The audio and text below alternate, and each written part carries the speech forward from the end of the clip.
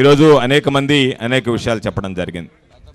అయితే ఈరోజు రాష్ట్ర విభజన జరిగిన తర్వాత ఈ రాష్ట్రంలో ఉన్నటువంటి రెండు అతిపెద్ద జలాశయాలు, ఈరోజు ఉన్నటువంటి ఆంధ్ర రాష్ట్రంలో ఉన్నటువంటి రెండు అతిపెద్ద జలాశయాలు నెల్లూరు జిల్లాలోనే ఉన్నాయి. సోమశిల జలాశయం, కండలేరు జలాశయం.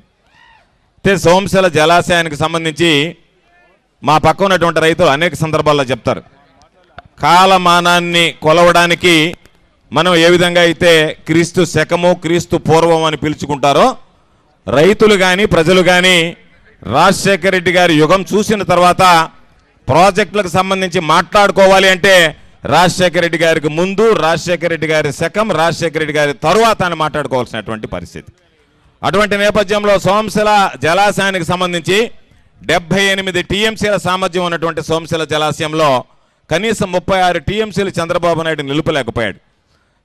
రాజశేఖర రెడ్డి గారు ముఖ్యమంత్రి అయిన వెంటనే దానికి సంబంధించినటువంటి పునరావాస ప్యాకేజీ క్లియర్ చేసి 78 టీఎంసీల సామర్థ్యం ఉన్నటువంటి సోమశిల జలాశయంలో మొట్టమొదటిగా 73 టీఎంసీలను నిలువ ఉంచినటువంటి ఘనత స్వర్గీయ రాజశేఖర రెడ్డి గారిది అని చెప్పి ఈ సందర్భంగా గుర్తు చేస్తున్నాను.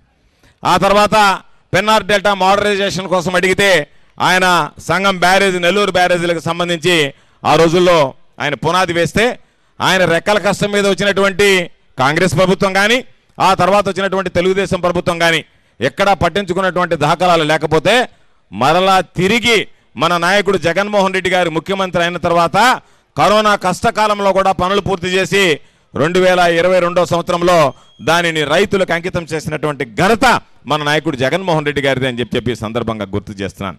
కాబట్టి అటువంటి పరిస్థితుల్లో నెల్లూరు జిల్లాకు సంబంధించి రాయలసీమ లిఫ్ట్తో ఎనలేనటువంటి అవసరాలు ఉన్నాయి. కారణం ఏమిటి అంటే సాధారణంగా నీరు తక్కువ ఉంటుంది. ఇప్పుడు మరీ చంద్రబాబు నాయుడు ఉంటే మనందరికీ తెలిసినటువంటి విషయం, చంద్రబాబు నాయుడు ఏ రోజు పాదం పెట్టినా ఈ రాష్ట్రంలో రైతులకు అరిష్టమే.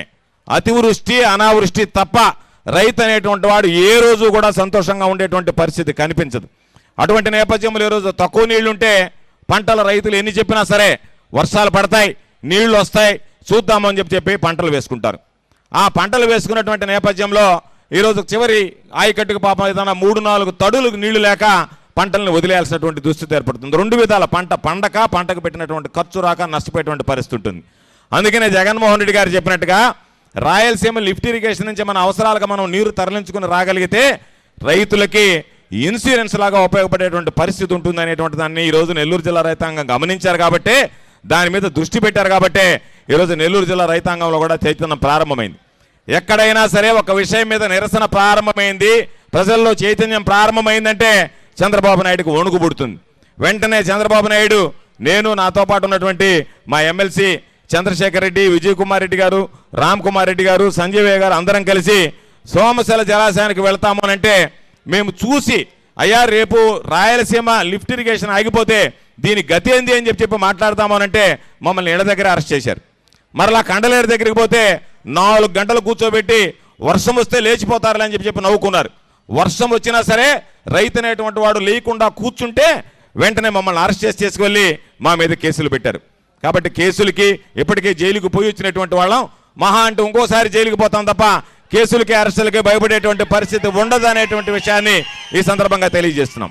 అయితే ఈరోజు అందరం అడిగేది ఒకే ఒక విషయం, చంద్రబాబు నాయుడు ఎందుకో డొంక తిరుగుడు మాటలన్నీ మాట్లాడుతున్నాడు. ఈరోజు తెలంగాణ ముఖ్యమంత్రిగా ఉన్నటువంటి రేవంత్ రెడ్డి తెలంగాణ అసెంబ్లీలో ఓ స్పష్టమైనటువంటి ప్రకటన చేశాడు. నేను వెళ్ళి కోరిన మీదట రాయలసీమ లిఫ్ట్ ఇరిగేషన్ విషయంలో చంద్రబాబు నాయుడు గారు నేను ఇండోర్ మీటింగ్లో మాట్లాడిన తర్వాత, అంటే రహస్య సమావేశం ఏర్పాటు చేసుకుని మాట్లాడిన తర్వాత ఈరోజు దాన్ని నిలిపివేశాడు అని చెప్తున్నాడు.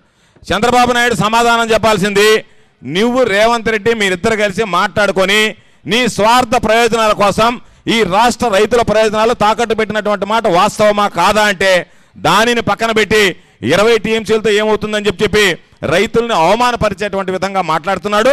కాబట్టి ఇది ఆరంభం. మరలా చెప్తున్నాం, ఈరోజు ఈ 19 నెలల చంద్రబాబు పాలనలో ఏ విధంగా ప్రజలు విసిగి వేసారిపోయారో మనం గమనించాం.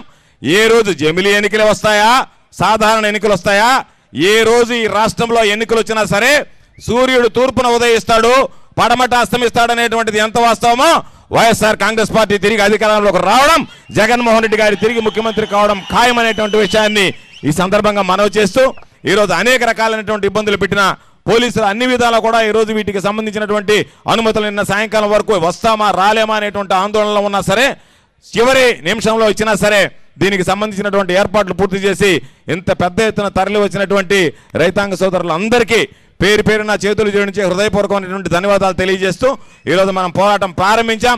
ఈ పోరాటం కొనసాగుతుంది. రేపు మరలా మన ముఖ్యమంత్రిగా జగన్మోహన్ రెడ్డి గారు వచ్చిన వెంటనే ఈరోజు రైతు బాగుంటేనే రాష్ట్రం బాగుంటుంది అని చెప్పి కేవలం మాటలతో కాకుండా ఆచరించి చూపించినటువంటి వ్యక్తి మన నాయకుడు జగన్మోహన్ రెడ్డి గారు అని చెప్పి ఈ సందర్భంగా మీ అందరికీ మనవి చేస్తూ అందరం పోరాడి ఈ ప్రభుత్వం మీద ఒత్తిడి పెంచి చంద్రబాబు నాయుడు మెడలు ఉంచి మరలా తిరిగి ఈరోజు ఈ రద్దయినటువంటి ఈ ఎత్తిపోతల పథకాన్ని రాయలసీమ ఎత్తిపోతల పథకాన్ని రాయలసీమతో పాటు నెల్లూరు ప్రకాశం జిల్లాలకు వరప్రదాయమైనటువంటి ఈ పథకాన్ని తిరిగి ప్రారంభించేంత వరకు పోరాటం కొనసాగుతుందని చెప్పి మీ అందరికీ సందర్భంగా తెలియజేస్తూ పెద్ద ఎత్తున తరలిచ్చినటువంటి మీ అందరికీ మరొకసారి పేరు పేరున చేతులు జోడించి హృదయపూర్వకమైనటువంటి ధన్యవాదాలు తెలియజేసుకుంటూ సెలవు తీసుకుంటున్నాం. జై హింద్, జోహార్ వైఎస్ఆర్, జై జగన్.